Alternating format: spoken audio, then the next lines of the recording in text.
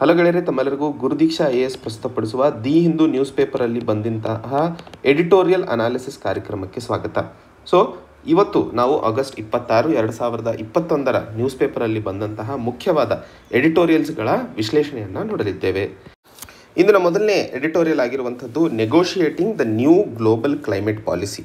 ಈ ಒಂದು ಆರ್ಟಿಕಲಲ್ಲಿ ನಾವು ಮಾತಾಡ್ತಿರುವಂಥದ್ದು ಪ್ರಪಂಚ ಮಟ್ಟದಲ್ಲಿ ಒಂದು ಹೊಸ ಹವಾಮಾನ ಬದಲಾವಣೆಗೆ ಸಂಬಂಧಿಸಿದಂತೆ ಅಥವಾ ಹವಾಮಾನಕ್ಕೆ ಸಂಬಂಧಿತ ಮಸೂದೆಯನ್ನು ಪ್ರಪಂಚ ಮಟ್ಟದಲ್ಲಿ ತರ್ತಾ ಇರುವಂತಹ ನಿಟ್ಟಿನಲ್ಲಿ ಅದರ ಬಗ್ಗೆ ಭಾರತ ಯಾವೆಲ್ಲ ರೀತಿಯಲ್ಲಿ ಸಜ್ಜಾಗುವ ಅವಶ್ಯಕತೆ ಇದೆ ನೆಗೋಷಿಯೇಟ್ ಮಾಡೋದಕ್ಕೋಸ್ಕರ ಅನ್ನುವಂತಹ ಮಾತನ್ನು ಇಲ್ಲಿ ಹೇಳ್ತಾ ಇರುವಂಥದ್ದು.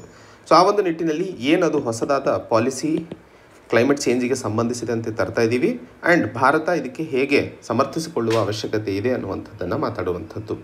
ಆ ಒಂದು ನಿಟ್ಟಿನಲ್ಲಿ ನಾವು ಹವಾಮಾನ ಬದಲಾವಣೆಯ ಬಗ್ಗೆ ಈ ಒಂದು ಆರ್ಟಿಕಲಲ್ಲಿ ಮಾತಾಡ್ತಿರುವಂಥದ್ದು ಆಗಿರೋದ್ರಿಂದ ಇದು ನಮಗೆ GS ಪೇಪರ್ 3 ಕ್ಲೈಮೇಟ್ ಚೇಂಜ್ಗೆ ಸಂಬಂಧಿಸಿದಂತೆ, ಅದು ಎನ್ವೈರ್ಮೆಂಟಲ್ಲಿ ಸಂಬಂಧಿಸಿದಂತೆ ನಮಗೆ ಬಹುಮುಖ್ಯವಾಗಿ ಅನುಕೂಲವಾಗುತ್ತದೆ. ಯಾಕೆ ಇದು ಹೊಸ ಪ್ರಪಂಚ ಮಟ್ಟದಲ್ಲಿ ಪಾಲಿಸಿಯ ಅವಶ್ಯಕತೆ ಇದೆ ಹವಾಮಾನ ಬದಲಾವಣೆಗೆ ಸಂಬಂಧಿಸಿದಂತೆ ಅಂತಂದಾಗ, ಯುನೈಟೆಡ್ ನೇಷನ್ಸ್ನ ಅಂಗವಾದಂತಹ intergovernmental panel on climate change ಒಂದು 6th ಅಸೆಸ್ಮೆಂಟ್ ರಿಪೋರ್ಟನ್ನು ಹೊರತಂದಿತ್ತು.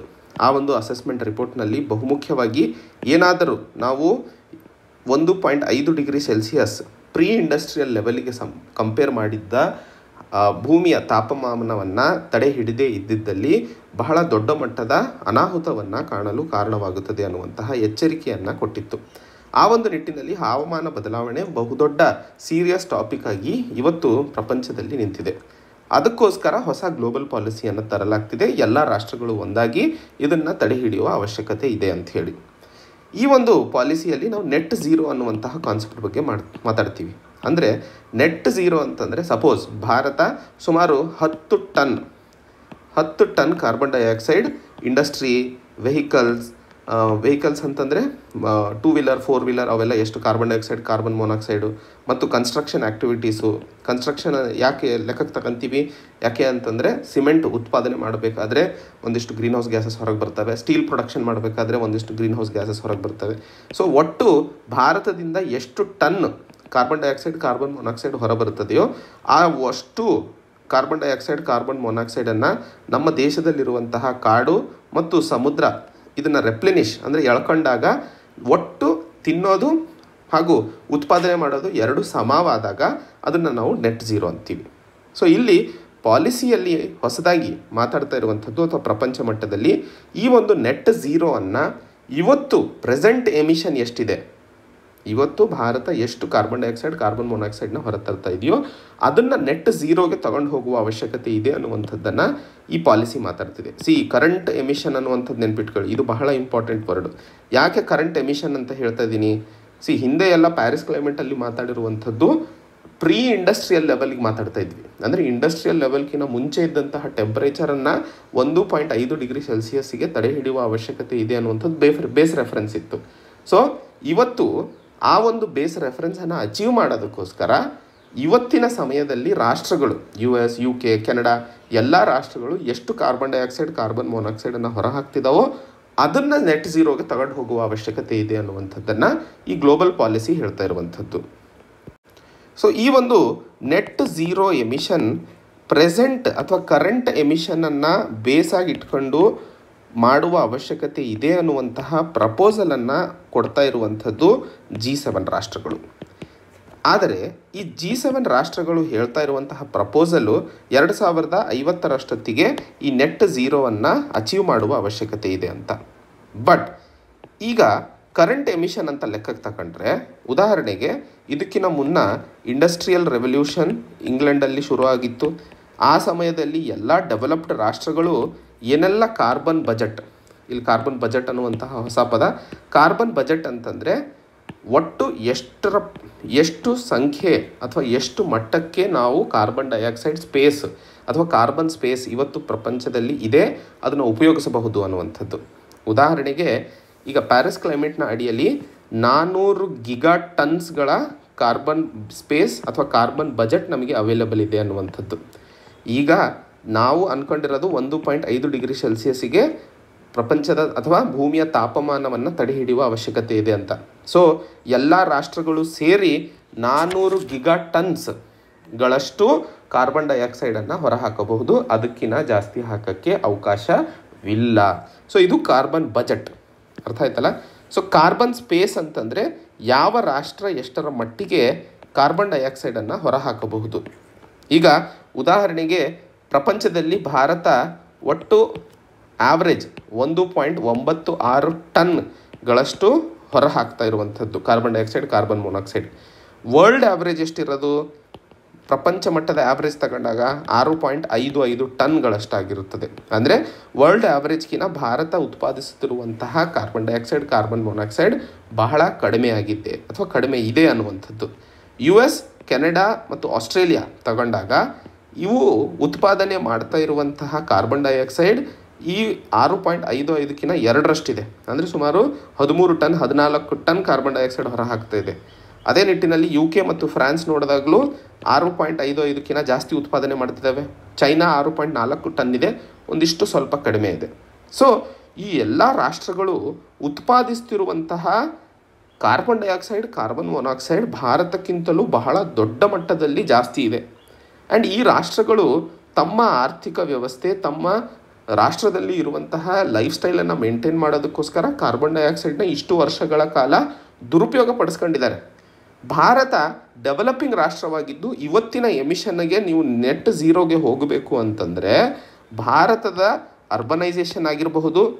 ಯಾಕಂದರೆ ಭಾರತ ಡೆವಲಪಿಂಗ್ ರಾಷ್ಟ್ರದಲ್ಲಿ ಇರುವಂತಹ ಜನರಿಗೆ ಹೊಸ ಅವಕಾಶಗಳು ಅಥವಾ ಹೊಸ ಜೀವನದ ಅವಕಾಶಗಳು ಮಾಡಿಕೊಡಬೇಕು ಅಂತಂದರೆ ಅರ್ಬನೈಸೇಷನ್, ನಾಗರೀಕರಣ ಆಗುವಂಥದ್ದು ಅವಶ್ಯಕತೆ ಇದೆ. ನಾಗರೀಕರಣ ಆಗಬೇಕು ಅಂತಂದರೆ ಇಂಡಸ್ಟ್ರಿಗಳು ಬೆಳೆಯುವ ಅವಶ್ಯಕತೆ ಇದೆ.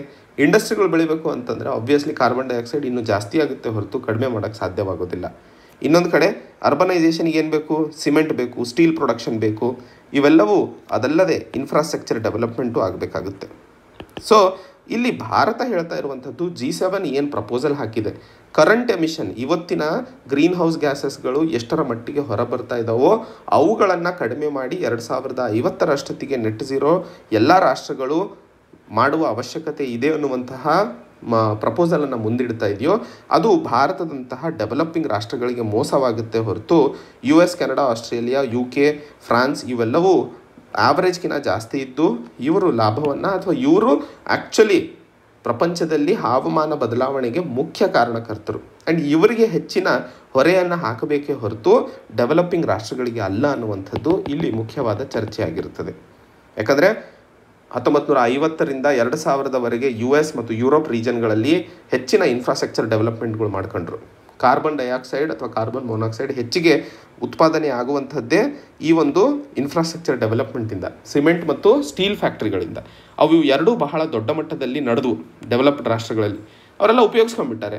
ಇವತ್ತು ಹವಾಮಾನ ಬದಲಾವಣೆಗೆ ಹೊರೆಯನ್ನು ತಂದು ಡೆವಲಪಿಂಗ್ ರಾಷ್ಟ್ರಗಳ ಮೇಲೆ ಹಾಕುವಂಥದ್ದು ಎಷ್ಟರ ಮಟ್ಟಿಗೆ ಸರಿ ಅನ್ನುವಂತಹ ಪ್ರಶ್ನೆಯನ್ನು ಇಲ್ಲಿ ಕೇಳ್ತಾ ಇರುವಂಥದ್ದು. ಆ ಒಂದು ನಿಟ್ಟಿನಲ್ಲಿ ಯಾವುದೇ ಪ್ರಪಂಚ ಮಟ್ಟದಲ್ಲಿ ಬರ್ತಾ ಇರುವಂತಹ ಹೊಸ ಪಾಲಿಸಿಯಲ್ಲಿ ಡೆವಲಪಿಂಗ್ ರಾಷ್ಟ್ರಗಳಿಗೆ ಒಂದಿಷ್ಟು ಸಡಿಲಿಕೆಯನ್ನು ಕೊಡುವ ಅವಶ್ಯಕತೆ ಇದೆ. ಯಾಕಂದರೆ ಅವರು ಸಹ ಅಲ್ಲಿನ ಜನರಿಗೆ ಬದುಕಲು, ಬೆಳೆಯಲು ಅವಕಾಶಗಳನ್ನು ಕೊಡಬೇಕಾಗಿದೆ. ಡೆವಲಪ್ಡ್ ರಾಷ್ಟ್ರಗಳು ಇಷ್ಟರ ಮಟ್ಟಿಗೆ ಆಗಲೇ ಲಾಭವನ್ನು ತಿಂದುಬಿಟ್ಟಿದ್ದಾರೆ, ಬೆಳೆದು ಬಿಟ್ಟಿದ್ದಾರೆ. ಸೊ ಆ ಜನರಿಗೆ ಇರುವಂತಹ ಅವಕಾಶಗಳನ್ನು ಇವತ್ತು ಪರಿಗಣನೆಗೆ ತಗೊಂಡು ಒಂದು ಹೊಸ ಐಡಿಯಾವನ್ನು ಬೆಳಕಿಗೆ ತರುವ ಅವಶ್ಯಕತೆ ಇದೆ. ಏನದು ಹೊಸ ಐಡಿಯಾ ಮತ್ತು ಅದರ ಇಂಪ್ಲಿಕೇಶನ್ಸ್ ಏನೆಲ್ಲ ಇರ್ತವೆ ಅನ್ನುವಂಥದ್ದು. ಸೊ ಇಲ್ಲಿ ಐಡಿಯಾ ಅಂತಂದರೆ ಕ್ಲೈಮೇಟ್ ಜಸ್ಟಿಸ್ನ ಬಗ್ಗೆ ಮಾತಾಡ್ತಾ ಇರುವಂಥದ್ದು. ಸೊ ಹವಾಮಾನದ ಬಗ್ಗೆಯೂ ನ್ಯಾಯವನ್ನು ಕೊಡುವ ಅವಶ್ಯಕತೆ ಇದೆ. ಕ್ಲೈಮೇಟ್ ಜಸ್ಟಿಸ್ ಅಂದರೆ ಏನು? ಉದಾಹರಣೆಗೆ US, UK, ಫ್ರಾನ್ಸ್, ಆಸ್ಟ್ರೇಲಿಯಾ ಇವೆಲ್ಲ ರಾಷ್ಟ್ರಗಳು ಡೆವಲಪ್ಡ್ ಆಗಿ ಮುಂದೆ ಹೋಗ್ಬಿಟ್ವು ಕಾರ್ಬನ್ ಡೈಆಕ್ಸೈಡ್ನ ಗಾಳಿಗೆ ಬಿಟ್ಟು. ಸೊ ಇವರೆಲ್ಲ ಲಾಭವನ್ನು ತಗೊಂಡ್ಬಿಟ್ಟಿದ್ದಾರೆ. ಈಗ ಭಾರತ ಮತ್ತು ಬೇರೆ ಡೆವಲಪಿಂಗ್ ರಾಷ್ಟ್ರಗಳಿಗೆ ಹಿಂದೆ ಉಳ್ಕೊಳ್ಳುವಂತಹ ಕಾರಣಕ್ಕೆ ಅಥವಾ ಹವಾಮಾನ ಬದಲಾವಣೆಗೆ ಇವರನ್ನೆಲ್ಲ ಬಲಿ ಮಾಡ್ತೀವಿ ಅಂತಂದರೆ ಅದು ಮೋಸ ಆಗುತ್ತದೆ. ಕ್ಲೈಮೇಟ್ ಜಸ್ಟಿಸ್ ಆಗಲ್ಲ, ಕ್ಲೈಮೇಟ್ ಇನ್ಜಸ್ಟಿಸ್ ಆಗುತ್ತೆ. ಆ ಒಂದು ನಿಟ್ಟಿನಲ್ಲಿ ಭಾರತ ಈ ಕ್ಲೈಮೇಟ್ ಜಸ್ಟಿಸ್ ಕಾನ್ಸೆಪ್ಟನ್ನು ಮುಂದೆ ತರ್ತಾ ಇದೆ. ಅದರ ಕೆಳಗಡೆ ಏನೆಲ್ಲ ನ್ಯಾಚುರಲ್ ರಿಸೋರ್ಸಸ್ಗಳು ಇದ್ದಾವೋ ಅವುಗಳನ್ನು ಹೇಗೆ ಉಪಯೋಗ ಪಡಿಸ್ಕೋಬೇಕು ಅನ್ನುವಂಥದ್ದನ್ನು ಸರಿಯಾಗಿ ಡಿಸ್ಕಸ್ ಮಾಡಿ ಅದರ ಮೇಲೆ ಎಲ್ಲರೂ ಒಂದಾಗಿ ಕೆಲಸ ಮಾಡುವ ಅವಶ್ಯಕತೆ ಇದೆ. ಮುಂದಿನ ದಿನಗಳಲ್ಲಿ inter governmental panel on climate change ಹೇಳಿದ ಹಾಗೆ ಹವಾಮಾನ ಬದಲಾವಣೆಯಿಂದಾಗಿ ಸಮುದ್ರದ ಮಟ್ಟದಲ್ಲಿ ಹೆಚ್ಚಳ, ಮಳೆಯಲ್ಲಿ ಆಗುವಂತಹ ವ್ಯತ್ಯಾಸಗಳು, ಭೂಮಿಯ ತಾಪಮಾನ ಹೆಚ್ಚಾಗುವಂಥದ್ದು ಇರ್ರಿವರ್ಸಬಲ್ ಆಗಿರುತ್ತೆ. ಸೊ IPCC ಹೇಳ್ತಾ ಇರುವಂಥದ್ದು ಇದು ಮತ್ತೆ ಸರಿಪಡಿಸಲು ಸಾಧ್ಯವಾಗೋದಿಲ್ಲ. ಅದಕ್ಕೆ ಇದನ್ನು ಹೊಡೆದಾಡಲು ಎಲ್ಲರೂ ಒಂದಾಗಿ ಹೊಡೆದಾಡುವ ಅವಶ್ಯಕತೆ ಇದೆ. ಮತ್ತು ಮೂರನೇ ಹಂತದಲ್ಲಿ ಈ ಒಂದು ರೂಲ್ಸ್ಗಳನ್ನು ಮಾಡಬೇಕಾದರೆ ಡೆವಲಪ್ಡ್ ರಾಷ್ಟ್ರಗಳು ಲಾಭವನ್ನು ಪಡ್ಕೊಂಡಿದ್ದಕ್ಕೆ ಇವರು ಡೆವಲಪಿಂಗ್ ರಾಷ್ಟ್ರಗಳಿಗೆ ಅನುಕೂಲ ಮಾಡಿಕೊಡಬೇಕು, ಇವರಿಗೂ ಸಹ ಮುಂದೆ ಬರಲು. ಆವಾಗ ಮಾತ್ರ ಎಲ್ಲರೂ ಒಂದಾಗಿ ಒಂದು ಕಾಮನ್ ಅಜೆಂಡಾ ಮೇಲೆ ಹವಾಮಾನ ಬದಲಾವಣೆಗೆ ಹೊಡೆದಾಡುವಂತಹ ಕಾರಣವಾಗುತ್ತದೆ ಅಥವಾ ರೀಸನ್ ಆಗಿ ಮುಂದೆ ನಡಿತೀವಿ ಅನ್ನುವಂತಹ ಮಾತನ್ನು ಇಲ್ಲಿ ಹೇಳ್ತಾ ಇರುವಂಥದ್ದು. ಸೊ ಒಟ್ಟಾರೆ ಬರ್ತಾ ಇರುವಂತಹ ಹೊಸ ಪಾಲಿಸಿ ಶೇರ್ಡ್ ಪ್ರಾಸ್ಪರಿಟಿ, ಎಲ್ಲರೂ ಬೆಳಿಬೇಕು. ನಾವು ಬೆಳೆದು ಬಿಟ್ಟಿದ್ದೀವಿ, ಬೇರೆಯವರು ಎಲ್ಲರೂ ಹೋಗಲಿ ಅನ್ನುವಂತಹ ಉದ್ದೇಶ ಇದ್ದಾಗ ನನಗೆ ಬೇಡ ನಿನಗೆ ಬೇಕು ಅಂಥೇಳಿ ಎಲ್ಲರೂ ತಾನಾಗಿ ಬೇರೆ ಬೇರೆ ಕಡೆ ಮುರಿದು ಹೋಗ್ತಾರೆ. ಸೊ ಒಗ್ಗಟ್ಟಿನಲ್ಲಿ ಬಲವಿದೆ ಅನ್ನುವಂತಹ ಮಾತಿನ ಹಾಗೆ ಎಲ್ಲ ರಾಷ್ಟ್ರಗಳು ಯಾರೆಲ್ಲ ಬೆಳೆದಿದ್ದಾರೆ ಅವರು ತಮ್ಮ ಬೆಳವಣಿಗೆಯನ್ನು ಬೇರೆಯವರಿಗೆ ಹಂಚಬೇಕು. ಯಾರೆಲ್ಲ ಬೆಳೀತಾ ಇದ್ದಾರೆ ಅವರು ಸಹ ಒಂದಿಷ್ಟು ಬೆಳೆದಾಗ ಅವರಿಗೂ ಯಾವುದೇ ವಿರೋಧಗಳು ಇರೋದಿಲ್ಲ, ಯಾವುದೇ ಮಸೂದೆ ಬಗ್ಗೆ ಆಗಿರ್ಬೋದು, ಪಾಲಿಸಿಗಳ ಬಗ್ಗೆ ಆಗಿರ್ಬೋದು. ಹಾಗೆ ಪ್ರೈವೇಟ್ ಕಂಪನಿದವರು, ಪ್ರೈವೇಟ್ ಸೆಕ್ಟರಲ್ಲಿ ಇರುವಂತಹ ಇಂಡಸ್ಟ್ರಿಯಲಿಸ್ಟ್ ಹಾಗೂ technologically developed countries solar energy ಮೇಲೆ ಹೊಸ ಕ್ರಾಪ್ ವೆರೈಟೀಸ್ಗಳನ್ನು ಡೆವಲಪ್ ಮಾಡುವಂಥದ್ದು, ಇನ್ಫ್ರಾ ವಯಾಬಿಲಿಟಿಗೆ ಸಂಬಂಧಿಸಿದಂತೆ ಸಪೋರ್ಟನ್ನು ಕೊಡುವಂಥದ್ದು, ಹೀಗೆ ಪಬ್ಲಿಕ್ ಮತ್ತು ಪ್ರೈವೇಟ್ ಎರಡೂ ರಾಷ್ಟ್ರಗಳು ಅಂದರೆ ಎರಡು ಸೆಕ್ಟರ್ಗಳು ಮುಂದೆ ಬಂದು ಎಲ್ಲರೂ ಒಂದಾಗಿ ಬೆಳೆದಾಗ ಮಾತ್ರ ಕ್ಲೈಮೇಟ್ ಚೇಂಜನ್ನು ನಾವು ಹಿಂದೆ ತಡೆಯಲು ಸಾಧ್ಯವಾಗುತ್ತದೆ ಅನ್ನುವಂಥದ್ದು. ಸೊ ಇಲ್ಲಿ ಆಗಬೇಕಾಗಿರುವಂಥದ್ದು ಸಿವಿಲೈಸೇಷನಲ್ ಬದಲಾವಣೆ. ಇಲ್ಲಿ ಯಾವುದೇ ಕಾನೂನಿನಲ್ಲಿ ಬದಲಾವಣೆ ಅಥವಾ ಯಾವುದೇ ಒಂದು ಮಸೂದೆಯನ್ನು ತರೋದ್ರಿಂದ ನಾವು ಅದನ್ನು ಸಾಧಿಸಲು ಸಾಧ್ಯವಿಲ್ಲ. ಮನುಷ್ಯರ ಹಾಗೂ ಇಡೀ ಮನುಷ್ಯ ಜಾತಿಯಲ್ಲೇ ಇರುವಂತಹ ಎನ್ವೈರ್ಮೆಂಟಿಗೆ ಹಾಗೂ ಬೆಳವಣಿಗೆಗೆ ಸಂಬಂಧಿಸಿದಂತಹ ಆಲೋಚನೆಗಳನ್ನು ಬದಲಾಯಿಸಿದಾಗ ಮಾತ್ರ ನಾವು ಈ ಒಂದು ಹವಾಮಾನ ಬದಲಾವಣೆಯಿಂದ ಆಗುವಂತಹ ಅನಾಹುತವನ್ನು ತಡೆಹಿಡಿಯಲು ಸಾಧ್ಯವಾಗುತ್ತದೆ ಅನ್ನುವಂತಹ ಮಾತನ್ನು ಇಲ್ಲಿ ಹೇಳಲು ಪ್ರಯತ್ನಿಸ್ತಿರುವಂಥದ್ದು. ಮುಂದಿನ ಆರ್ಟಿಕಲ್ ಹೆಲ್ಪಿಂಗ್ ಆ್ಯಂಡ್ ಹಿಂಡರಿಂಗ್ ಜಸ್ಟಿಸ್. ಒಂದು ಕಡೆ ಲಾಭವನ್ನು ಕೊಡ್ತಾ ಇದೆ ಅಥವಾ ಸಹಾಯವನ್ನು ಮಾಡ್ತಾ ಇದೆ, ಇನ್ನೊಂದು ಕಡೆ ಅಡ್ಡಗೋಡೆ ಅಥವಾ ಗೋಡೆಯನ್ನು ನಿರೂಪಿಸ್ತಾ ಇದೆ ನ್ಯಾಯಕ್ಕೆ ಸಂಬಂಧಿಸಿದಂತೆ ನಡೆಯುವಂತಹ ಕೆಲಸಗಳಲ್ಲಿ. ಏನದು? ತಂತ್ರಜ್ಞಾನ. ಸೊ ಇಲ್ಲಿ ಮಾತಾಡ್ತಾ ಇರುವಂಥದ್ದು ತಂತ್ರಜ್ಞಾನದ ಬಗ್ಗೆ ಒಟ್ಟಾಗಿ. ಸೊ ಇಲ್ಲಿ ಟೆಕ್ನಾಲಜಿ ಎಷ್ಟರ ಮಟ್ಟಿಗೆ ಜುಡಿಷಿಯರಿಯಲ್ಲಿ ಉಪಯೋಗಿಸಲಾಗ್ತಿದೆ ಹಾಗೂ ಅದರಿಂದಾಗಿ ಹೇಗೆ ಅನುಕೂಲಗಳಾಗ್ತಿದೆ, ಒಂದು ಕಡೆಗೆ ಅಂದರೆ ಹೆಲ್ಪ್ ಆಗ್ತಿದೆ, ಇನ್ನೊಂದು ಕಡೆ ಹೇಗೆ ಇದು ಹಿಂಡರ್ ಆಗ್ತಿದೆ, ಅಂದರೆ ಹೇಗೆ ಇದು ಅಡ್ಡಗೋಡೆ ಆಗ್ತಾ ಇದೆ ಬೆಳವಣಿಗೆ ಅಥವಾ ನ್ಯಾಯಕ್ಕೆ ಸಂಬಂಧಿತ ವಿಷಯದಲ್ಲಿ ಅನ್ನುವಂಥದ್ದು. ಸೊ ಇಲ್ಲಿ ನಾವು ಜಸ್ಟಿಸ್ ಮತ್ತು ಜುಡಿಷರಿಯ ಬಗ್ಗೆ ಮಾತಾಡ್ತಿರುವಂತಹ ನಿಟ್ಟಿನಲ್ಲಿ ಈ ಒಂದು ಆರ್ಟಿಕಲ್ ನಮಗೆ GS ಪೇಪರ್ 2 ಜುಡಿಷರಿ ಇಂಡಿಯನ್ ಪೊಲಿಟಿಗೆ ಸಂಬಂಧಿಸಿದಂತೆ ಬಹುಮುಖ್ಯವಾಗಿ ಅನುಕೂಲವಾಗುತ್ತದೆ. ತಂತ್ರಜ್ಞಾನಕ್ಕೆ ಸಂಬಂಧಿಸಿದಂಥ ಮಾತು ಬಂದಾಗ ಯೂಶಲಿ ನಾವು ಕೋವಿಡ್ ಸಮಯದಲ್ಲಿ ಬಹಳ ದೊಡ್ಡ ಮಟ್ಟದಲ್ಲಿ ಜನರಿಗೆ ರೀಚ್ ಆದಂತಹ ತಂತ್ರಜ್ಞಾನದ ಬಳಕೆ ಮತ್ತು ತಂತ್ರಜ್ಞಾನದ ಅಡ್ವಾಂಟೇಜಸನ್ನು ಅರ್ಥೈಸ್ಕೊಂಡ್ವಿ. ಉದಾಹರಣೆಗೆ ಕೋವಿಡ್ ವ್ಯಾಕ್ಸಿನ್ ಸಮಯದಲ್ಲಿ ಕೋವಿನ್ ಪೋರ್ಟಲನ್ನು ಸರ್ಕಾರ ಶುರು ಮಾಡಿತು. ಈ ಕೋವಿನ್ ಪೋರ್ಟಲ್ನಲ್ಲಿ ರಿಜಿಸ್ಟರ್ ಆಗಬೇಕಾದಂಥದ್ದು ಬಹಳ ಮ್ಯಾಂಡೇಟರಿ ಮಾಡಿತ್ತು ಸರ್ಕಾರ, ತಮಗೆ ವ್ಯಾಕ್ಸಿನ್ ತಗೋಬೇಕು ಅಂತ ಅಂದರೆ. ಆದರೆ ಈ ಕೋವಿನ್ ಮುಖ್ಯವಾಗಿ ಎಲ್ಲರಿಗೂ ಅಥವಾ ಯೂನಿವರ್ಸಲ್ ವ್ಯಾಕ್ಸಿನೇಷನ್ ಪ್ರೋಗ್ರಾಮ್ ಏನು ಪ್ರಪಂಚದ್ದು ಹಾಗೂ ಭಾರತದ್ದು ಮುಖ್ಯ ಉದ್ದೇಶವಾಗಿರುತ್ತದೆ, ಪ್ರತಿಯೊಬ್ಬ ನಾಗರಿಕನಿಗೂ ಔಷಧಿ ಸೇರಬೇಕು ಅನ್ನುವಂಥದ್ದು.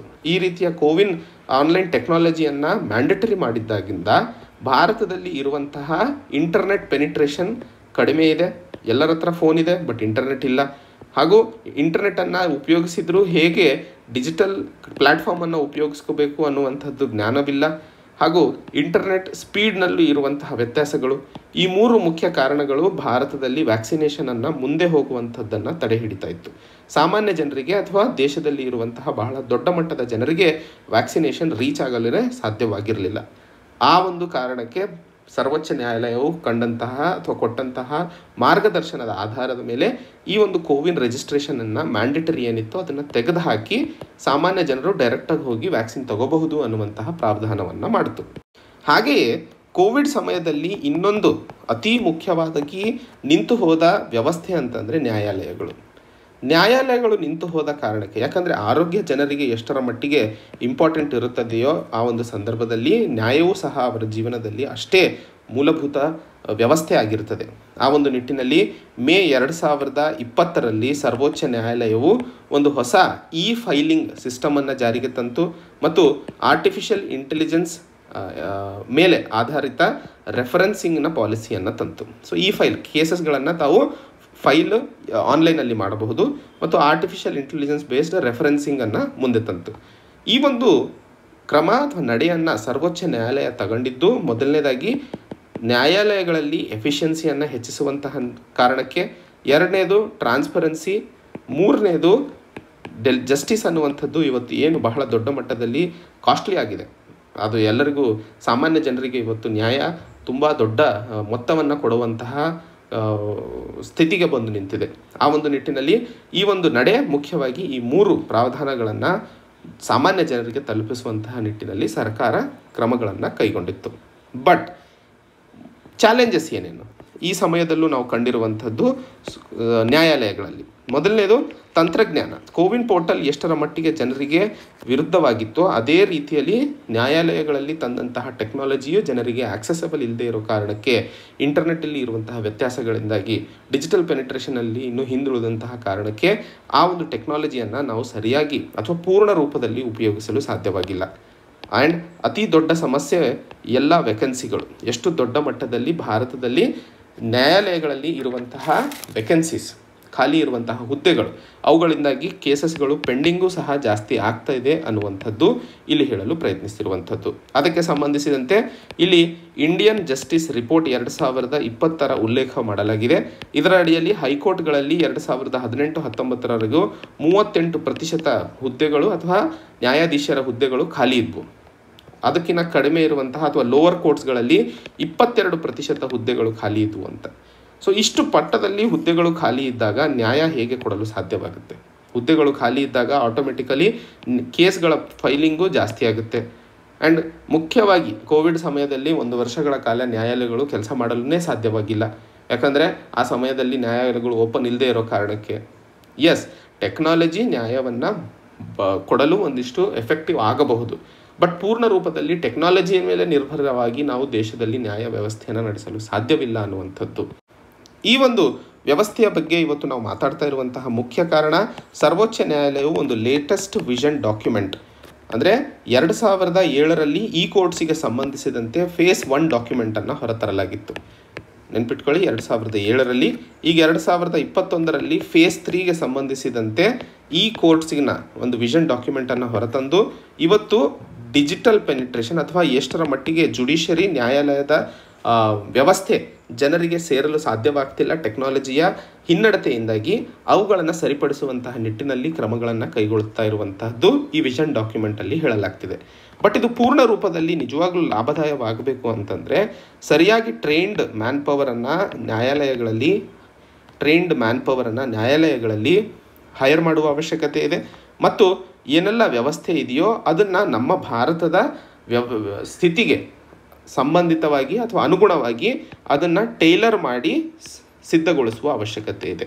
ಸೊ ಎಲ್ಲ ಸಿಸ್ಟಮು ಎಲ್ಲ ಕಡೆ ಅಪ್ಲೈ ಮಾಡೋಕ್ಕಾಗಲ್ಲ. ಭಾರತದ ವ್ಯವಸ್ಥೆ ಏನಿದೆ ಅದನ್ನು ಅರ್ಥೈಸಿಕೊಂಡು ಅದರ ನಿಟ್ಟಿನಲ್ಲಿ ತಯಾರಿಕೆಯನ್ನು ನಡೆಸುವ ಅವಶ್ಯಕತೆ ಇದೆ ಅನ್ನುವಂತಹ ಮಾತನ್ನು ಇಲ್ಲಿ ಹೇಳಲು ಪ್ರಯತ್ನಿಸ್ತಿರುವಂಥದ್ದು. ಮುಂದಿನ ಆರ್ಟಿಕಲ್ ಇನ್ಕಮ್ ಆ್ಯಂಡ್ ಕೋಟಾ. ಈ ಆರ್ಟಿಕಲಲ್ಲಿ ನಾವು ಮಾತಾಡ್ತಿರುವಂತಹ ವಿಷಯ ಸರ್ವೋಚ್ಚ ನ್ಯಾಯಾಲಯವು ನಿನ್ನೆ ಕೊಟ್ಟಂತಹ ಒಂದು ತೀರ್ಪಿನ ಬಗ್ಗೆ. ಹರಿಯಾಣ ಸರ್ಕಾರವು ಒಂದು ನೋಟಿಫಿಕೇಷನನ್ನು ಹೊರಹಾಕಿತ್ತು, ಅಂದರೆ ಉದ್ಯೋಗಕ್ಕೆ ಸಂಬಂಧಿಸಿದಂತೆ.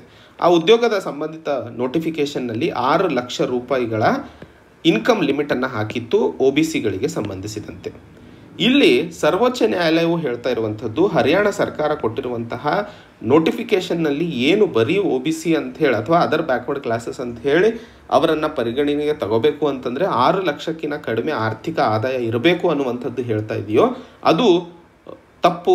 ಬರೀ ಆರ್ಥಿಕ ಆದಾಯದ ಮೇಲೆ ಆಧರಿಸಿ ಒಂದು ಜಾತಿ ಅಥವಾ ಒಬ್ಬ ವ್ಯಕ್ತಿಯನ್ನು ಅದರ್ ಬ್ಯಾಕ್ವರ್ಡ್ ಕ್ಲಾಸಸ್ ಅಂತ ಹೇಳಿ ಡಿಸೈಡ್ ಮಾಡೋ ಹಾಗಿಲ್ಲ ಅನ್ನುವಂಥದ್ದು. ಉದಾಹರಣೆಗೆ ಇಂದಿರಾ ಸಹವಾನಿ ಕೇಸ್ ನಾನು ಹೇಳಿದ್ದೆ, 1992 ಆದಂತಹ ಇಂದಿರಾ ಸಹವಾನಿ ಕೇಸ್ ಯಾವಾಗಲೂ OBCಗೆ ಸಂಬಂಧಿಸಿದಂತಹ ವಿಷಯಗಳನ್ನು ಮಾತಾಡಬೇಕಾದ್ರೆ ನಮೂದಿಸಲೇಬೇಕಾದಂತಹ ಒಂದು ಕೇಸ್ ಇದು ಇಂದಿರಾ ಸಹವಾನಿ ಕೇಸ್. ಮುಖ್ಯವಾಗಿ ಮಂಡಲ್ ಕಮಿಷನ್ ಯಾವಾಗ ರಿಪೋರ್ಟ್ ಇಂಪ್ಲಿಮೆಂಟ್ ಮಾಡಲಾಯಿತೋ ತದನಂತರ ಈ ಕೇಸ್ ಮೇಲೆ ಜಜ್ಮೆಂಟ್ ಕೊಟ್ಟಿದ್ದು. ಇದರಲ್ಲಿ OBCಯಲ್ಲಿ 27% ರಿಸರ್ವೇಷನನ್ನು ಕೊಡುವಂಥದ್ದು ಎತ್ತಿ ಹಿಡಿದಿತ್ತು ಸರ್ವೋಚ್ಚ ನ್ಯಾಯಾಲಯ. ಅದ್ರ ಜೊತೆಯಲ್ಲಿ ಕ್ರೀಮಿ ಲೇಯರ್ ಕಾನ್ಸೆಪ್ಟನ್ನು ಡಿಫೈನ್ ಮಾಡಿತ್ತು.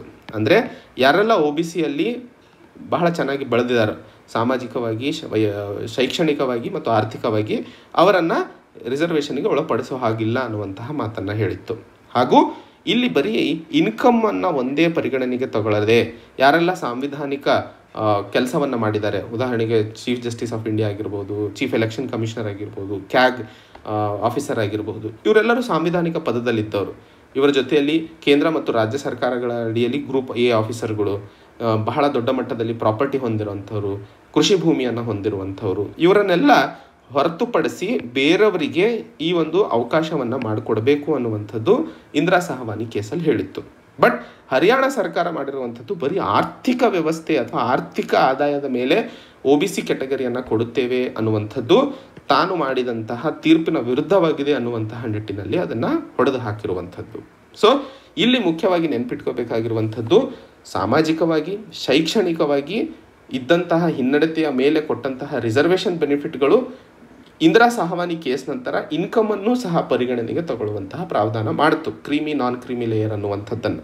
ಬಟ್ ಬರೀ ಇನ್ಕಮ್ನ ಆಧಾರದ ಮೇಲೆ ತಾವು ಯಾವುದೇ ಒಂದು ಕಮ್ಯುನಿಟಿಗೆ ರಿಸರ್ವೇಷನನ್ನು ಕೊಡುವಂಥದ್ದು ಸರಿ ಅಲ್ಲ ಅನ್ನುವಂಥದ್ದು ಇಲ್ಲಿ ಹೇಳ್ತಾ ಇರುವಂಥದ್ದು. ಈಗ ರಿಸರ್ವೇಷನ್ಗೆ ಸಂಬಂಧಿಸಿದಂತೆ ಆದಂತಹ ಬದಲಾವಣೆಗಳನ್ನು ಐತಿಹಾಸಿಕವಾಗಿ ನೋಡಿದಾಗ ಸಂವಿಧಾನದಲ್ಲಿ ರಿಸರ್ವೇಷನ್ OBCಗೆ ಸಂಬಂಧಿಸಿದಂತೆ ಮೊದಲನೇ ಸಂವಿಧಾನಿಕ ತಿದ್ದುಪಡಿ, ಫಸ್ಟ್ ಕಾನ್ಸ್ಟಿಟ್ಯೂಷನಲ್ ಅಮೆಂಡ್ಮೆಂಟ್, ಇದರ ಅಡಿಯಲ್ಲಿ ಸರ್ಕಾರಿ ನೌಕರಿಯಲ್ಲಿ ಬ್ಯಾಕ್ವರ್ಡ್ ಕ್ಲಾಸಸ್ಸಿಗೆ ರಿಸರ್ವೇಷನ್ ಪ್ರಾವಧಾನವನ್ನು ಕೊಡಲಾಯಿತು. ಸೊ ಮೊದಲನೇ ಕಾನ್ಸ್ಟಿಟ್ಯೂಷನಲ್ ಅಮೆಂಡ್ಮೆಂಟ್ನ ನಂತರ ಬಂದಿರುವಂಥದ್ದು 50% ಸೀಲಿಂಗನ್ನು ಮುಖ್ಯವಾಗಿ ರಿಸರ್ವೇಷನ್ಗೆ ಸಂಬಂಧಿಸಿದಂತೆ ತಡೆ ಹಿಡಿಯಲಾಯಿತು. ಅದಾದ ನಂತರ ಬಂದಿದ್ದು ಕ್ರೀಮಿ ಲೇಯರ್ ಕಾನ್ಸೆಪ್ಟು. ಅದಾದ ನಂತರ ಬಂದಿರುವಂಥದ್ದು ಈಗ ಇತ್ತೀಚೆಗೆ 103ನೇ ಸಾಂವಿಧಾನಿಕ ತಿದ್ದುಪಡಿಯ ಅಡಿಯಲ್ಲಿ ಎಕನಾಮಿಕಲಿ ವೀಕರ್ ಸೆಕ್ಷನ್ಸಿಗೆ 10% ರಿಸರ್ವೇಷನನ್ನು ಉದ್ಯೋಗ ಮತ್ತು ಶಿಕ್ಷಣದಲ್ಲಿ ಕೊಡುವಂತಹ ವ್ಯವಸ್ಥೆ ಮಾಡಿತು, ಹೌದಾ ಇಲ್ಲ? ಹಾಗೆ ಇವತ್ತು EWS ಮತ್ತು OBC ಎರಡೂ ಕೋಟಾ ಬೇಕು ಅಂತಂದರೆ 8 ಲಕ್ಷಕ್ಕಿಂತ ಕಡಿಮೆ ಆದಾಯ ಇರುವಂಥವರಿಗೆ ಈ ಒಂದು ಪ್ರಾವಧಾನವನ್ನು ಕೊಡಲಾಗ್ತಿದೆ.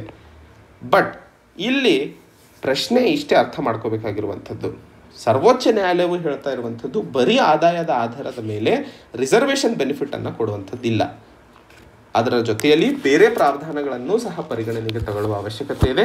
ಆ ಪ್ರಾವಧಾನಗಳನ್ನು ಪರಿಗಣನೆಗೆ ತಗೊಂಡು ಹರಿಯಾಣ ಸರ್ಕಾರ ಹೊಸ ನೋಟಿಫಿಕೇಷನ್ನ ತರುವ ಅವಶ್ಯಕತೆ ಇದೆ ಅನ್ನುವಂತಹ ಮಾತನ್ನು ಇಲ್ಲಿ ಹೇಳಲು ಪ್ರಯತ್ನಿಸ್ತಿರುವಂಥದ್ದು.